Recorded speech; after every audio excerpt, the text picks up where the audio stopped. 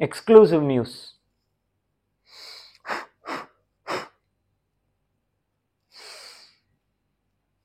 Start பண்ணலாமா? Alright, சும்மா ஒரு பேச்சுக்கு நியூக்ளியர் வெப்பன் தயாரிக்க போறோம், ஒரு ட்வீட்டை போடுவோம்.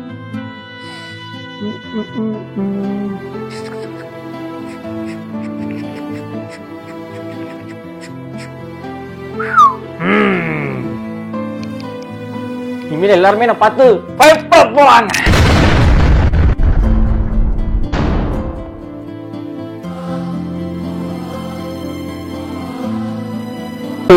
இஸ்ரேல் அட்டாக் பண்ணும்போது 9/11 அட்டாக்கா இருக்கட்டும், அதை நீங்க யோசிச்சீங்களா?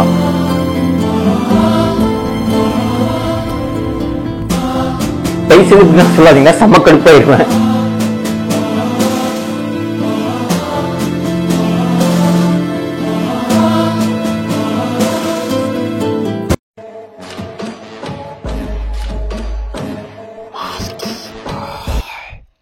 ஒரு சைடு ஈரான், இன்னொரு சைடு இஸ்ரேல்.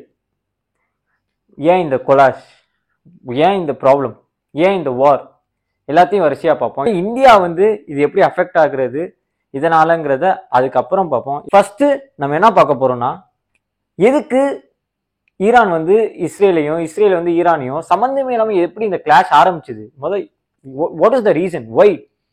நியூக்ளியர் வெப்பன்ஸாலையா, இல்லை ஹிஸ்ட்ரியிலே இந்த இவங்க 2 பேருக்கும் ஒத்துக்காதா, இல்லை ஹிஸ்ட்ரியிலே பரம்பரையா இப்போ ஃபேமிலி அடிச்சுட்டு வருவானுங்களா, அந்த மாதிரி அடிச்சுட்டு வரானுங்களா?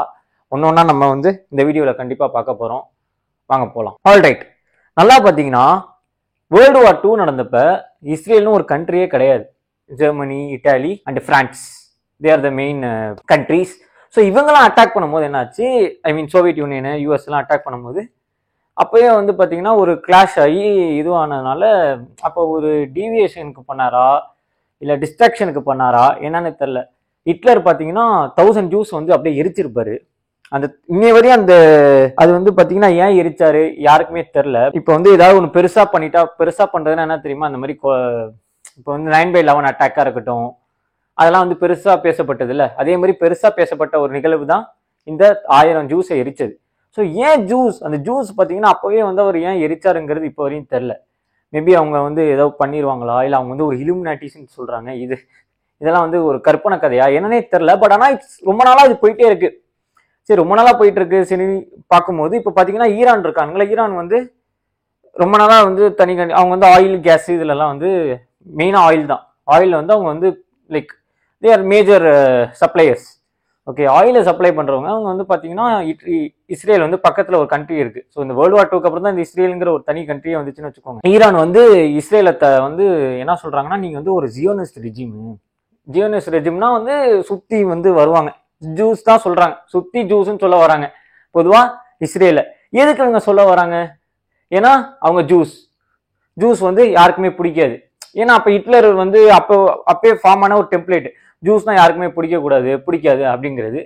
ஈரான் பார்த்தீங்கன்னா ஜூஸ் வந்து பொதுவாக அந்த இஸ்ரேலே பிடிக்காது. அதனால என்ன பண்ணாங்க, இஸ்ரேலை வந்து எதிர்க்கிறதுக்கு சப்போர்ட்டர்ஸா கசா, ஏமன், சிரியா, ஈராக், இது மட்டும் இல்லாமல் மிடில் ஈஸ்ட் கண்ட்ரிஸ் கூட கொஞ்சம் வந்து அவங்களுக்கு வந்து சப்போர்ட்டாக இருக்கணும் அப்படின்னு நினச்சது தான் ஈரானு. ஸோ என்ன பண்ணாங்க, இவங்க பார்த்தீங்கன்னா லெபனான் இருக்குல்ல, லெபனான்ல ஈசபோலா ஆர்கனைசேஷன் இருக்கு, அதுக்கு சப்போர்ட் பண்ணாங்க, அதுக்கு ஃபண்ட் பண்ணாங்க. பிளஸ் கசால அம்மாஸ்னு ஒரு ஆர்கனைசேஷன் இருக்கு. அம்மாஸ்னா உங்களுக்கு கண்டிப்பா தெரியும், பாலஸ்தீன் தான் உங்களுக்கு கண்டிப்பா ஞாபகம் வரும். எஸ், அதை சாக்கா சொல்லி அட்டாக் பண்ணாங்களே இஸ்ரேல், அம்மாஸ் ஆர்கனைசேஷன் நாங்கள் அழிக்கணும்காக அந்த ஆர்கனைசேஷன் கூட ஈரான் ஃபண்ட் பண்ணாங்கன்னு சொல்லிட்டு வந்து இஸ்ரேல் சொல்றாங்க. இது மட்டும் இல்ல, இஸ்ரேல் பார்த்தீங்கன்னா ரொம்ப நாளா வந்து அந்த ஒரு சுத்தி வந்து எனிமீஸா இருக்கிறத வந்து அவங்க உணர்றத அவங்க சொல்றாங்க. எப்படின்னா இப்போ வந்து ஈரானு, ஈராக்கு, லெபனானு, சிரியா, ஏமனு இவங்கெல்லாம் பார்த்தீங்கன்னா ஒரு ஒரு ஒரு குறிப்பிட்ட கண்ட்ரிஸா இருந்து இஸ்ரேலை டார்ச்சர் பண்ற மாதிரி இஸ்ரேல் உணர்ந்தாவும் சொல்றாங்க. பட் ஆனால் இஸ்ரேலும் சாதாரணமா இல்லை. சிரியால வந்து நியூக்ளியர் வெப்பன்ஸ் ஆரம்பிக்க போறோம், நியூக்ளியர் பவர் நாங்கள் கொண்டு வர போறோம்னு சொல்லும் போது சிரியாவை அடிச்சாங்க. அதே மாதிரி ஈராக் அடிச்சாங்க. அதே தான் இப்போ வந்து ரொம்ப நாளா வெயிட் பண்ணிட்டு இருந்தானுங்க இந்த சான்ஸுக்கு, எப்போ நம்ம ஈரானை வந்து நம்ம அட்டாக் பண்ணலாம்னு வெயிட் பண்ணாங்களான்னு கூட நம்மளுக்கு தெரியல. என்ன பண்ணியிருக்காங்க, ஈரான் வந்து சொன்னாங்க. ஆனா ஈரான் பப்ளிக்கா லைக் சீக்ரெட்டா பண்ணாம பப்ளிக்கா சொல்லிட்டாங்க. பட் ஆனா சிரியாலாம் சீக்ரெட்டா பண்ணியே வந்து இஸ்ரேல் இன்டெலிஜென்ஸ் தெரிஞ்சிருச்சு. ஏன்னா இஸ்ரேல் இன்டெலிஜென்ஸ் வந்து one of the most powerful intelligence இந்த வேர்ல்ட் அப்படின்னு சொல்றாங்க. ஓகேவா? ஸோ இப்போ பார்த்தீங்கன்னா ஈரான் வந்து இந்த இந்த ஒரு இது வந்து பப்ளிக்காக அனௌன்ஸ் பண்ணுறாங்க. அதாவது நாங்கள் வந்து நியூக்ளியர் பவர் வந்து நாங்கள் வந்து நியூக்ளியர் வெப்பன்ஸ் ப்ரொடியூஸ் பண்ண ஸ்டார்ட் பண்ண போகிறோம் அப்படின்னு சொல்லிட்டு ஐ திங்க் அவங்க பாதியிலே ஸ்டார்ட் பண்ணிட்டு தான் சொன்னாங்கன்னு நினைக்கிறேன் பப்ளிக்கா. பட் ஆனால் பப்ளிக்கா சொன்னது இட்ஸ் ஆக்சுவலி குட். பட் ஆனால் யூஎஸ் வந்து அப்பயே வார்ன் பண்ணாங்க, நீ ஆரம்பிக்காத, வேணாம், இது உனக்கு டேஞ்சர், நீ வந்து இதை ஸ்டார்ட் பண்ணனா பிரச்சனை வேற மாதிரி போக வாய்ப்பு இருக்குன்னாங்க. இஸ்ரேல் இதான் சாக்குன்னு சொல்லிட்டு நான் அட்டாக் பண்றேன், இதெல்லாம் என்னெல்லாம் பார்த்துட்டு இருக்க முடியாதுன்னு சொல்லிட்டு ஃபர்ஸ்ட் யூஎஸ்ட சொல்லிட்டாங்க. ஆக்சுவலி யூஎஸ்ட சொல்லிட்டு அப்புறம் தான் அட்டாக் பண்ண ஸ்டார்ட் பண்ணியிருக்கானுங்க. மிசைல் அப்படியே போய் லான்ச் ஆகுது. கிட்டத்தட்ட ஈரான் அதை எக்ஸ்பெக்டே பண்ணல. அது பார்த்தாலே தெரியுது. ஏன்னா 5-6 மிலிட்டரி லீடர்ஸ் வந்து தூக்கிட்டாதான் இஸ்ரேல் சொல்றாங்க. ஏன்னா இது வந்து ஒரு திடீர்னு நான் வந்து இப்போ நம்ம பிளேன் கிராஷ் இருக்குல்ல, மெடிக்கல் ஸ்டூடெண்ட்ஸ்லாம் சாப்பிட்டுட்டு இருந்தாங்க, திடீர்னு வந்து ஃப்ளைட் உள்ள விட்டு லைக் 50-60 பேர் இறந்ததா எனக்கு நியூஸ் வந்துச்சு. Rest in peace to them. Yeah, so அதே மாதிரி தான் சடனாக வந்து பில்டிங்காக வந்து அட்டாக் பண்ணி ஆல்மோஸ்ட் இஸ்ரேல் என்ன பண்ணிட்டாங்க, ஈரானோட அந்த மெயினான லீடர்ஸ் வந்து கொண்டுட்டதா இஸ்ரேல் சொல்றாங்க. ஈரானும் அதை ஆல்மோஸ்ட் அக்செப்ட் பண்ற மாதிரி தான் ஒரு ரெட் ஃபிளாக் தூக்கிட்டு கரெக்டா மிசைல்ஸ் போட்டு தாக்குறானுங்க. 2 கண்ட்ரியும் மாத்தி அடிச்சுக்கிட்டு இருக்கானுங்க. கொஞ்சம் கூட ஒரு ஈவி இறக்கமே இல்லாம இப்படி அடிச்சுக்கிட்டு இருக்கானுங்களே அப்படின்னு பார்க்கும்போது கிட்டத்தட்ட ஆயில் ரெண்டுமே பாத்தீங்கன்னா ஆயில் சப்ளையர்ஸ்ல 2 பேருமே டாப், 2 பேருமே பயங்கரமா சப்ளை பண்ற ஒரு கண்ட்ரிஸ். ஆனா அதே மாதிரி இஸ்ரேலும் பாத்தீங்கன்னா டெக்னாலஜிலையும் இஸ்ரேல் வந்து பயங்கர strong. Israel intelligence is the most one of the most advanced intelligence இந்த வேர்ல்டுன்னு கூட நம்ம சொல்லலாம். ஏன்னா இஸ்ரேல் பார்த்தீங்கன்னா அப்பலேருந்து இஸ்ரேலுக்கு வந்து அந்த ஒரு ஹிஸ்ட்ரி இருக்கு, டெக்ல வந்து அவங்க ரொம்ப ஸ்ட்ராங்குங்கிற மாதிரி. பேசிக்கா ஐஓடி ஏன்னா அவங்களுக்கு பேட்டன்ட் ரைட்ஸ் வந்து அவங்கள்ட்ட அதிகமாக இருக்கிறதா சொல்லப்படுது. ஓகேவா? இப்போ இஸ்ரேலுக்கும் ஈரானுக்கும் வந்து அந்த ஒரு பகை வந்து பார்த்தீங்கன்னா கிட்டத்தட்ட நிறுத்தவே மாட்டோம் நாங்க அப்படின்னு சொல்லிட்டு அடிச்சுக்கிட்டு இருக்கானுங்க. சைனா வந்து இடையில வந்து நாங்கள் ஸ்ட்ராங்காக வந்து இஸ்ரேலை வந்து எதுக்குறோம், இவங்க எப்படி இப்படி பண்ணலாம் சொல்லாமலே வந்து திடீர்னு இவங்க அட்டாக் பண்ண ஆரம்பிச்சிட்டாங்கிறாங்க. யூஎஸ் பார்த்தீங்கன்னா சைலண்டா அப்படிங்கிற மாதிரி யூஎஸும் வந்து சைலண்டா இருக்காங்க. ரஷ்யா பார்த்தீங்கன்னா கூப்பிட்டானுங்க, எனக்கு ஈரான்ல வந்து என் மக்கள் இருக்கக்கூடாதுன்னு. அது இஸ்ரேல கூப்பிடல. இஸ்ரேல் முதல்ல அவங்க மக்கள் இருக்காங்களாவே தெரியல. பட் ஆனால் ரஷ்யாவில் வந்து ஈரான்ல இருந்து எல்லாரையும் கூப்பிட்டாங்க. ஈரான்ல இருக்க ரஷ்யன் பீப்புளெலாம் வந்து நாங்கள் வந்து சேஃபாக கொண்டு வர போறோம்ட்டு. ஏன் அவங்க அப்படி பண்றாங்கன்னு எனக்கு சீரியஸா தெரியல. ஏன்னா பீஸ் டாக் பேசுவோம் அப்படின்னு சொல்லிட்டு ட்ரம்ப் பர்த்டேக்கெல்லாம் புட்டின் வந்து ஈரானும் இஸ்ரேலும் இமீடியட்டா ஸ்டாப் பண்ணணும் அப்படின்னு சொல்றாங்க. ஏன் இவங்க எல்லாம் இமீடியட்டா ஸ்டாப் பண்ணணும்னு சொல்றாங்க, அதை நீங்க யோசிச்சிங்களா? Why world leaders are telling this war to stop? நடக்கிறது இஸ்ரேலுக்கும் ஈரானுக்கும். சரி, சிவிலியன்ஸ் மேல அக்கறை இருக்கும்னு நினைக்கிறீங்களா நீங்க? சீரியஸா சொல்லுங்க, சிவிலியன்ஸ் மேல அக்கறை இருக்குமா? யோசிச்சு பாருங்களேன். இஸ்ரேல் சொல்றானுங்க, எங்க சிவிலியன்ஸை நீ வந்து நாசம் பண்ணிட்ட, கொண்டுட்ட, அதனால நாங்க கண்டிப்பா அட்டாக் பண்ணுவோம், உங்களை நான் விடவே மாட்டேன் அப்படின்னு சொல்லிட்டு சுப்ரீம் லீடரை டார்கெட் பண்றாங்க இஸ்ரேல். பட் ஆனா எனக்கு ஒரு டவுட், சிவிலியன்ஸை பத்தி கேர் பண்ற நீங்க அப்ப கசாவை பத்தி யோசிச்சிருக்கணும்ல. கசால நீங்க வந்து என்ன பண்ணீங்க, பாலஸ்தீன்ஸ்ல மக்களை போய் அட்டாக் பண்ணிட்டு இருந்தீங்க. சிவிலியன்ஸ் அமாஸ் லீடர் அங்க ஒளிஞ்சிருக்கானே கூட நம்மளுக்கு தெரியல. பட் ஆனா போய் அட்டாக் பண்ணிட்டு இருந்தீங்க. கரெக்டா? அதனால இஸ்ரேலும் வந்து பண்ணது தப்பு தான். இஸ்ரேல் பண்ணது பெரிய தப்பு தான். ஏதோ இஸ்ரேல் தான் வந்து இஸ்ரேலுக்கு நேத்தன்யாஹூ தான் வந்து ஆல்மோஸ்ட் இஸ்ரேலோட பிரைம் மினிஸ்டர். அவர் தான் வந்து ஆல்மோஸ்ட் ஹிட்லர் மாதிரி கிட்டத்தட்ட ஒரு பக்கா டிக்டேட்டர் மாதிரி பண்றாரு. ஏன்னா இஷ்டத்துக்கு மிசைல் இருக்குன்னு லான்ச் பண்ணிட்டு இருக்காரு. அவருக்கு எப்படி மிசைல் வந்துச்சு? எங்கேருந்து வந்துச்சு? இஸ்ரேல், எனக்கு தெரிஞ்சு இஸ்ரேல் கண்ட்ரி பார்த்தீங்கன்னா it's not that big country also. But ஆனால் இஸ்ரேல் இன்டெலிஜென்ஸ் இஸ் பவர்ஃபுல். இஸ்ரேலுக்கு அப்பயே ஒரு ஹிஸ்டரி இருக்கு, இட்ஸ் அ பவர்ஃபுல் கண்ட்ரின்னு. அதே மாதிரி யூஎஸோட சப்போர்ட் பெரிய லெவல்ல இருக்கு அவங்களுக்கு. ஆல்மோஸ்ட் பாத்தீங்கன்னா இப்ப இந்த வேர்ல்ட் லீடர்ஸ், நான் திரும்பி அந்த டாபிக் வரேன். வேர்ல்ட் லீடர்ஸ் பாத்தீங்கன்னா சப்போர்ட் பண்றாங்க. ஏன் சப்போர்ட் பண்றாங்க? இந்தியன் ஃபாரின் மினிஸ்டர் வந்து இஸ்ரேல் ஃபாரின் மினிஸ்டர் கான்டாக்ட் பண்ணி பேசியிருக்காரு. ஆல்மோஸ்ட் பாத்தீங்கன்னா அந்த பீஸ் டாக்கு கொண்டு வருவோன்றாங்க. பட் ஆனா இந்த 2 கண்ட்ரியும் அதுக்கு அக்செப்டே பண்ணிக்க மாட்டாங்க. ஏன்னா மாத்தி அடிச்சுட்டு இருக்கானுங்க. அவன் கேபிட்டல் அடிக்கிறான், இவன் கேபிட்டல் அடிக்கிறான், இவன் டெஹ்ரான் அடிக்கிறான், அவன் டெலியோவ் அடிக்கிறான், மாத்தி அடிச்சுட்டு இருக்கானுங்க. இது எங்க போய் முடிய போகுதுன்னு கிட்டத்தட்ட ஆல்மோஸ்ட் யாருக்குமே தெரியல. ஏன்னா வேர்ல்டு வார் 3 வந்துருச்சா அப்படிங்கிறாங்க. வேர்ல்டு வார் 3னா ஒன்றும் இல்லை, சைனா வந்து இப்போ நான் வந்து ஈரானுக்கு சப்போர்ட் பண்றேன், பாகிஸ்தான் பார்த்தீங்கன்னா ஈரானுக்கு சப்போர்ட் பண்ணி ஃபிளைட்டர் ஜெட்ஸ் அனுப்பதான் நியூஸ் வந்துச்சு. இது மட்டும் இல்லை, ஆல்மோஸ்ட் மிடில் ஈஸ்ட் கண்ட்ரிஸ் எல்லாமே லைக் சவுதி அரேபியா இதை ஸ்ட்ராங்கா வந்து காண்டம் பண்றோம்னு சொல்லிட்டு இஸ்ரேலை பிடிச்சி அடிக்கிறானுங்க எல்லாம். எல்லா மிடில் ஈஸ்ட் கண்ட்ரீஸ்லாம் அடிக்கிறானுங்க. யூகே இருக்கானுங்களே, யூகே, பிரான்ஸு, ஜெர்மனி, இவனுங்களாம் ஐ திங்க் ஆல்மோஸ்ட் பார்த்தீங்கன்னா இந்த யூரோப்பியன் கண்ட்ரீஸ்லாம் வந்து இஸ்ரேல் கொஞ்சம் ஃபேவராக இருக்கிற மாதிரி தான் இருக்குது பார்க்குறதுக்கு. ஸோ சோஷியல் மீடியாவை பார்க்குற வரைக்கும் இஸ்ரேலுக்கு தான் அவங்களாம் ஃபேவராக இருக்காங்க. ஏன்னா பிரான்ஸ் என்ன சொல்கிறாங்க, நாங்கள் அட்டாக் பண்ண மாட்டோம், பட் ஆனால் டிஃபெண்ட் பண்ணுவோம் நாங்கள் இஸ்ரேலை. இதுக்கு என்ன மீனிங் உங்களுக்கே தெரியும். இஸ்ரேல் வந்து ஏதோ ஒரு விதத்தில் இவங்க எல்லாருக்கும் ஒரு பெரிய ஒரு பேக்கப்பாக இருந்தாங்களா என்னன்னு தெரில எனக்கு. இவங்க கண்டிப்பாக நாங்கள் சப்போர்ட் பண்ணுவோங்கிற மாதிரி நிற்கிறாங்க. ஓகே, ஆனால் இந்த சைடு பார்த்தீங்கன்னா ஈரானுக்கு பார்த்தீங்கன்னா யார் வரா பேக்கிங்க்கு வந்து ரஷ்யா கண்டிப்பாக வரதா பேச்சு போயிட்டு இருக்கு. பட் ஆனால் சைனா வந்து நாங்கள் கண்டிப்பாக ஈரானுக்கு பேக்கப்பாக தான் இருப்போம் அப்படிங்கிற மாதிரி சொன்னாங்க. இது மட்டும் இல்லை, பாகிஸ்தான் இருக்குன்னுட்டாங்க. கண்டிப்பாக இந்தியா வந்து ரெண்டுத்துக்கும் நடுவுலையும் போக முடியாது. ஏன்னா இந்தியா இஸ் மேஜர். ரெண்டு பேருமே பார்த்தீங்கன்னா ஒரு ஸ்ட்ராங் ரிலேஷன்ஷிப். அதுவும் இஸ்ரேல்லாம் பார்த்தீங்கன்னா வந்து நம்ம பாகிஸ்தானோட வார் போயிட்டு இருக்கும்போது நிறையா ப்ராடக்ட்ஸ் அவங்க சப்ளை பண்ணாங்க, நிறைய வெப்பன்ஸை அவங்க சப்ளை பண்ணாங்க. ஸோ நம்ம வந்து சொல்ல முடியாது இஸ்ரேலையும் நான் எதிர்க்க முடியாது, ஈரானையும் நான் எதிர்க்க முடியாது. ஏன்னா அவன் வந்து ஒரு ஆயில் சப்ளையர், அவன் வந்து நம்மளுக்கு நிறைய ஆயில் சப்ளை பண்ணியிருக்கிறான். பிகாஸ் இந்தியா இஸ் பாப்புலேஷன் அதிகம்ல. எதுக்கு வேர்ல்டு வார் 3 போகும்னு நினைக்கிறீங்க? ஏன்னா இங்கே பார்த்தீங்கன்னா சைனா இங்கே பேக்கப் பண்ணுறான், ரஷ்யா வந்துடுவான். யூஎஸ் பார்த்தீங்கன்னா கண்டிப்பாக இஸ்ரேல் தான் பேக்கப் பண்ணி ஆகணும், வேற வழியே இல்லை. ஸோ இப்படி ஒரு குறிப்பிட்ட கண்ட்ரிஸ் இந்த சைடு, ஒரு குறிப்பிட்ட கண்ட்ரிஸ் இந்த சைடு வச்சுக்கோங்க. இது வேர்ல்டு வார் 3 போகும்னா கண்டிப்பாக போக வாய்ப்பு இருக்கு. இதனால இந்தியா அஃபெக்ட் ஆகுமா? கண்டிப்பாக ஆகும். அது ஏன்னு இப்போ நான் சொல்கிறேன். இந்தியா பார்த்தீங்கன்னா ஆயில் டிமாண்ட் பார்த்தீங்கன்னா இந்தியாவில் அதிகம். ஸோ இந்தியாவில் ஆயில் டிமாண்ட் அதிகம்னால இப்போ ஆயிலை நம்பி இருக்கிறவங்க ஆயிலுக்குனே ஒரு கம்பெனிஸ் வச்சுருப்பானுங்க, ஆயில் சப்ளை பண்ண. அதில் பார்த்தீங்கன்னா காசு அதிகமாக அள்ளலாம். ஸோ அப்படி தான் வந்து பார்த்தீங்கன்னா அந்த ஆயில் கேஸ் சப்ளை பண்ணி தான் அந்த மிடில் ஈஸ்ட் கண்ட்ரிஸ்லாம் டாப்பில் இருக்காங்க. ஸோ அந்த காசு அள்ளலாங்கிறனால இவங்க என்ன பண்ணுறாங்க, நிறையா வந்து இன்வெஸ்ட் பண்ணுறாங்க காசு அள்ளுறதுக்கு. அந்த இன்வெஸ்ட் பண்ணவங்களுக்குலாம் ரிட்டர்ன் வராது, பிகாஸ் ஆயிலே இல்லை அங்கே. ஏன்னா எல்லாத்தையும் அடிச்சுட்டானுங்க. அவங்க இன்வெஸ்ட் பண்ண முடியாமல் அவங்க போய் பேங்க்கு கிட்ட நிற்பானுங்க, பேங்க்குக்கு லோன் கொடுக்க முடியாமல். அப்படியே பார்த்தீங்கன்னா அந்த வேவ் இருக்குல்ல, ஒருத்தனை நம்பி இன்னொருத்தர் இருப்பான், நம்பி இன்னொருத்தர் இருப்பான். இப்போ அவன் ப்ராடக்ட்டை நம்பி இன்னொருத்தன் இருப்பான், அவனுக்கு சேல்ஸே போய் இருக்காது. ஸோ அந்த சேல்ஸ் வந்து அங்கே அடி வாங்கும். அங்கே சேல்ஸ் அடி வாங்கும் போது அந்த ஒரு வேவ் மாதிரி வச்சுக்கோங்க. கொரோனா வேவ் எப்படி வந்துச்சு அந்த மாதிரி ஒரு வேவ் வந்து வேர்ல்டு ஃபுல்லாக வந்து அடிச்சு ஒரு ரெசிஷன். அதாவது கிட்டத்தட்ட ஆல்மோஸ்ட் இந்த ஆஸ்ட்ரோடமஸ், பாபா வாங்கா இவங்கெல்லாம் சொன்னாங்க பார்த்தீங்களா, 2025 ஒரு பெரிய லெவலில் ரெசிஷன் வரும் அப்படின்னு சொன்னாங்களே, அது கண்டிப்பாக வந்துடும். இது மட்டும் இல்லாமல் ரஷ்யா உக்ரைன் வார். ஆனால் ரஷ்யா உக்ரைன் வார் வந்து கொஞ்சம் வந்து இந்த வார் பயங்கரமாக கிட்டத்தட்ட அவங்களாவது கொஞ்சம் இழுத்து அடிச்சிட்டு இருந்தானுங்க. இவங்க டெய்லி நைட் அடிச்சிட்டு இருக்கானுங்க, மிசைல்ஸை மாற்றி ஒரு வேவ் மாதிரி விட்டுட்டு இருக்கானுங்க. ஸோ இது வந்து ஒரு மேஜர் இம்பாக்ட் கிரியேட் பண்ணும் கண்டிப்பாக. சொல்லப்போனால் இப்போவே பார்த்தீங்கன்னா நிறைய கரன்சி வந்து கொஞ்சம் ரேட் அதிகமாகிடுச்சுன்றாங்க. ஏன்னா ஆயிலோட டிமாண்ட் அதிகனால ரேட்டு கொஞ்சம் அதிகமாகிடுச்சுங்கிறாங்க. கண்டிப்பாக ஸ்டாக் மார்க்கெட் அடி வாங்கும். இன்னும் ஒரு நெக்ஸ்ட் 6 monthsக்கு stock market, Sensex, Bombay stock exchange, BSE எல்லாமே வந்து பார்த்தீங்கன்னா நிஃப்டி ஆல்மோஸ்ட் எல்லாமே வந்து பார்த்தீங்கன்னா அடி வாங்குற மாதிரி தான் சொல்கிறாங்க. So this is what they predicted. இது மட்டும் இல்லை, இது இந்தியாவுக்கு அடிப்படுமான்னு கேட்டால் கண்டிப்பாக அடிப்படும். 1 minute guys.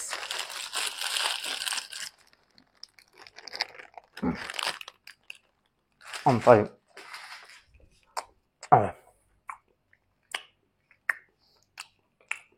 ஓகே ப்ரோ, என்ன ப்ரோ அங்கே வார் நடந்துட்டு இருக்கு, நீ என்ன ப்ரோ இங்கே சாப்பிட்டுட்டு இருக்கனா, தயவு செய்து இப்படின்னா சொல்லாதீங்கன்னா செம்ம கடுப்பாயிருவேன்.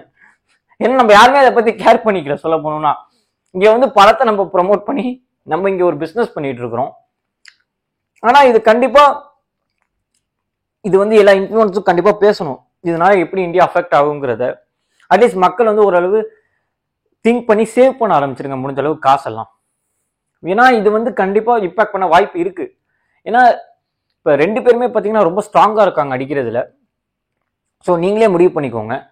இதுக்கிடையில நான் சில ட்வீட்ஸ் காமிக்கிறேன், அதை பற்றினா உங்களுக்கே தெரியும் என்ன ப்ராப்ளம், என்ன நடக்குது அப்படிங்கிறது கிளியர் அண்ட் கட்டாக. இவன் ஃபர்ஸ்ட் யார் அட்டாக் ஆரம்பிச்சா, எப்படி அட்டாக் போயிட்டு இருக்கு, என்னென்ன அட்டாக்லாம் பண்ணிச்சு, ஹைப்பர்சோனிக் மிசைல்ஸ் எப்படி அட்டாக் பண்ணாங்க, எல்லாத்தையும் இப்போ வரைச்சே நான் ஒரு வீடியோவில் காமிக்கிறேன். அதை பார்த்தீங்கன்னா உங்களுக்கே கிளியராக தெரியும். ஆல்ரைட் கைஸ், இப்போ நம்ம சில ட்வீட்ஸ் மட்டும் பார்ப்போம். வேர் டாப் கிளாஸ் இப்போ இன்ஃப்ளூயன்சர்ஸ்ன்னு சொல்லுவாங்களே அந்த மாதிரி ஒரு சில குரூப்ஸ் பார்த்தீங்கன்னா இந்த வாரை பற்றி பெருசாக என்ன போட்டிருக்காங்கங்கிறத பார்ப்போம். ஸோ வேர்ல்ட் ஆஃப் ஸ்டாட்டிஸ்டிக்ஸ் என்ன சொல்கிறாங்கன்னா, இஸ்ரேல் பார்த்தீங்கன்னா ப்ரீவியஸாக இந்த மாதிரி சிரியாவும் ஈராக்கும் ஆரம்பித்ததை உடைச்சாங்க அப்படின்னு சொன்னாங்க. நான் உங்கள்கிட்ட இதுக்கு முன்னாடி வீடியோவில் இதுக்கு முன்னாடி நான் சொன்னேன்ல அந்த மாதிரி தான். ஸோ பார்த்தீங்கன்னா சிரியா பார்த்தீங்கன்னா சீக்ரெட்டாக வச்சுருந்தாங்க, பட் ஆனால் அதை உடச்சிட்டாங்க. ஈராக்கு பார்த்தீங்கன்னா பீஸ்ஃபுல்லாக வந்து நியூக்ளியர் பவர் ஜென்ரேஷன் வந்து பண்ணுறதை பப்ளிக்காக அனௌன்ஸ் பண்ணாங்க, பட் ஆனால் அது நடக்க உள்ள டெஸ்ட்ராய் பண்ணாங்க இஸ்ரேல் இதுக்கு முன்னாடி. அதே மாதிரி பார்த்தீங்கன்னா சில மக்கள் பார்த்தீங்கன்னா இப்போ பூஷன் ஷபாங்கர் இவர் வந்து இந்தியாவை சேர்ந்தவர். இது India stands with Israel, USA stands with blah blah blah blah அப்படியே வந்துட்டு கடைசியில் யூஎஸ்ஏ ஏற்று ஈரான். ஸோ சுற்றி முற்றி அவர் என்ன சொல்கிறாருன்னா, இதை ஏன் நான் புக் மார்க் பண்ணி வச்சுருந்தேன்னா, யூஎஸ்ஏ சுற்றி முற்றி என்ன தான் பண்ணாலும் இங்கே இஸ்ரேல் பக்கம் தான் நிற்பாங்க, யூஎஸ்ஏ வந்து ஈரானை பயங்கரமாக ஏட் பண்ணுவாங்க. அதே ஓகே. ஸோ இந்த லேடி பார்த்தீங்கன்னா அவங்க வந்து இஸ்ரேலில் இருக்கிறவங்க. ஸோ அவங்க பேசிக்காக என்ன சொல்கிறாங்கன்னா, இந்த மாதிரி நான் நேற்று புது வீடு வாங்கினேன், ஆனால் அது இன்னைக்கு டிஸ்ட்ராய் ஆயிடுச்சு ஈரான் மிசைல்னால அப்படின்னு சொல்கிறாங்க. So as a Indian I support Israel, but ஆனால் பக் ஈரான் இவர் போட்டிருக்காரு. பட் ஆனால் எனக்கு தெரிஞ்சு இப்போ கசா பாலஸ்தீன்லாம் உங்களுக்கே தெரியும் என்ன ஆச்சுங்க கசாவில் பாலஸ்தீனு. ஸோ எனக்கு என்னமோ இதை வந்து நான் வந்து இது சப்போர்ட்டே பண்ண முடியல இஸ்ரேலுக்கு, பட் ஆனால் அதே நேரத்தில் இஸ்ரேலை வெறுக்கவும் முடியல. ஸோ இப்போ ஸ்மோக் ரைசஸ். ஸோ டெஹ்ரானுங்கிறது பார்த்தீங்கன்னா ஈரானோட கேபிட்டல். ஸோ அதை பார்த்தீங்கன்னா இஸ்ரேல் அடிக்க ஆரம்பிச்சிட்டாங்க.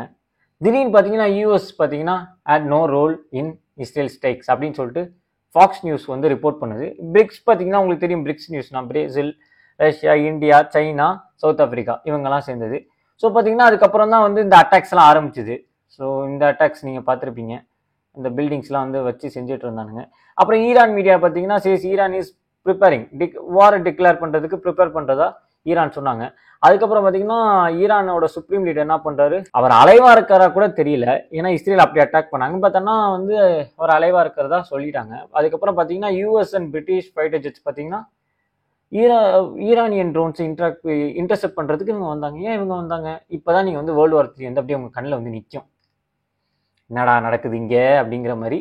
யூஎஸ் செனேட்டர் என்ன சொல்றாருன்னா, game on pray for Israel. ஏன் இவர் வந்து யூஎஸ் செனேட்டர் இஸ்ரேலுக்கு பே பண்ணணும்னு நினைக்கிறாரு தெரியல. நம்ம அப்படியே நம்மளை யோசிக்க வைக்கிறானுங்களே. Yeah. So Iran says it will not attend nuclear talk schedule with US. இப்போ பாருங்க, இப்போதான் ஆரம்பிக்குது. ஸோ ஈரான் ஓரளவு ஈரானுக்கு வந்து ஒரு அண்டர்ஸ்டாண்டிங் இருக்குது. இதுக்கெல்லாம் காரணம் வந்து யூஎஸ் தான் வந்து பின்னாடி நிற்கிறான் இஸ்ரேலுக்குங்கிறது இனோஸ் clearly right.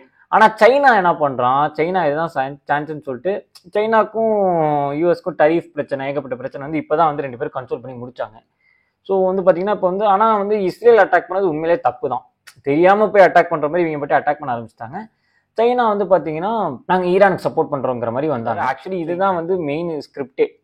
President Trump already warn பண்ணாரு, ஓகேவா, பட் ஆனால் ஈரான் வந்து அதை கண்டுக்கல. ஸோ ஈரானியன் எம்பையரை நீங்கள் சேவ் பண்ணணும் அப்படின்னு சொல்கிறாரு.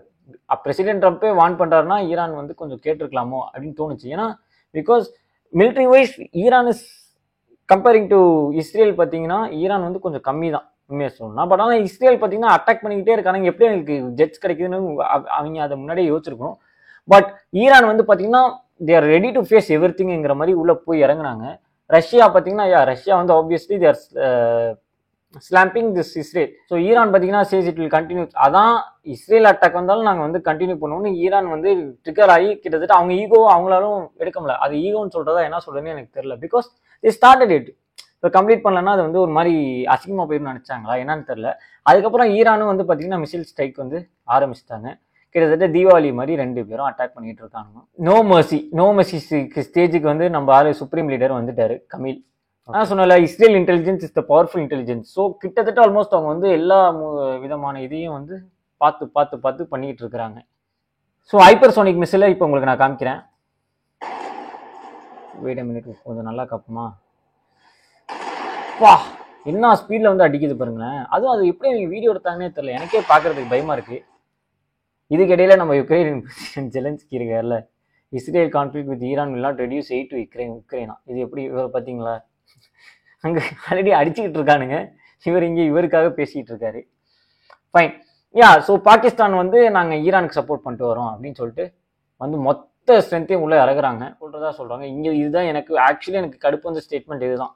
இனிமேல் வந்து பார்த்தீங்கன்னா ஆல் முஸ்லீம் நேஷன் எப்படி நீங்கள் சொல்லலாம், முஸ்லீம் நேஷன் அப்போ என்ன, அப்போ வந்து கண்டிப்பாக பார்த்தீங்கன்னா இதெல்லாம் பார்த்தா யூஎஸ் வந்து கண்டிப்பாக வந்து யூஎஸ் யூரோப்பியன் கண்ட்ரிஸ்லாம் வந்து பார்த்தீங்கன்னா இதெல்லாம் பார்த்தோன்னா கண்டிப்பாக ட்ரிகர் ஆகும். நீ என்ன முஸ்லீம் அப்போ என்ன எங்களெல்லாம் பிரிக்கிறியா, அப்படின்னா நீ என்ன ஒரு ரிலீஜன் உள்ளே கொண்டு வரியா தான் நினைப்பான்ல. ஸோ இதை பார்த்தீங்கன்னா கண்டிப்பாக வந்து இஸ்ரேலுக்கு தான் எல்லாம் சப்போர்ட் பண்ண ஆரம்பிப்பாங்க. ஓகே, அதனால தான் எனக்கு தெரிஞ்சு பாகிஸ்தானே வந்து ஸோ சைனீஸோட கார்கோ ஏர்கிராஃப்ட் பார்த்தீங்கன்னா வந்து ஈரானில் வந்துருச்சதா சொல்கிறாங்க. Iran chase it's time to withdraw from nuclear. So இதுதான் ரொம்ப இம்பார்ட்டண்ட்டான ஒன்று. நியூக்ளியர் நான் ப்ரொவிஷியன் ட்ரீட்டினா என்னன்னா அது ஒரு அக்ரிமெண்ட் மாதிரி. இப்போ நீங்கள் அந்த அக்ரிமெண்ட்டை சைன் பண்ணீங்கன்னா, சப்போஸ் நீங்கள் அந்த இதுக்குள்ளே இருந்தீங்கன்னா உங்களுக்கு வந்து அந்த ஒரு எலிஜிபிலிட்டி கிடையாது for creating nuclear weapons. So அந்த இதுலேருந்து நாங்கள் வித்ரா ஆகிக்கிறோங்கிறாங்க. அதாவது நாங்கள் நியூக்ளியர் வெப்பன்ஸ் கிரியேட் பண்ணுவோம்னு ஒத்த கால நிற்கிறாங்க. இதுக்கிடையில் வேர்ல்ட் ஆஃப் ஸ்டாட்டிஸ்டிக்ஸ் ஒன்று போட்டான், எனக்கு கரெக்டாக அது வேர்ல்ட் ஆஃப் ஸ்டாட்டிஸ்டிக்ஸ் இங்கே அவன் வந்து இந்த ஜூஸை பற்றி ஒன்று போட்டிருந்தான். ஜூஸு அது ஆக்சுவலி தப்பு, அதுவும் தப்பு.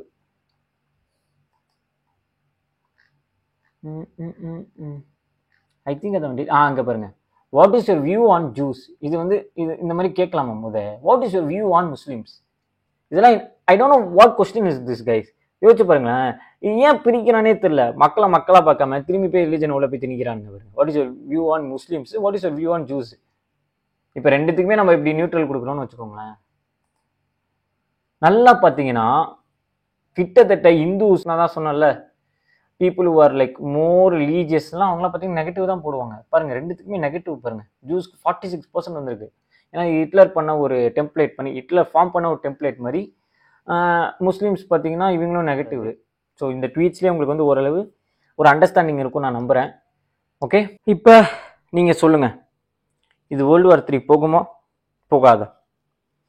கண்டிப்பாக கமெண்ட்ஸில் மென்ஷன் பண்ணுங்கள். அடுத்த வீடியோவில் இதை விட பெரிய நியூஸ் ஓட நான் உங்களை மீட் பண்ணுறேன். அது வரைக்கும் உங்களிடம் விடை பெறுவது உங்களின் நான்.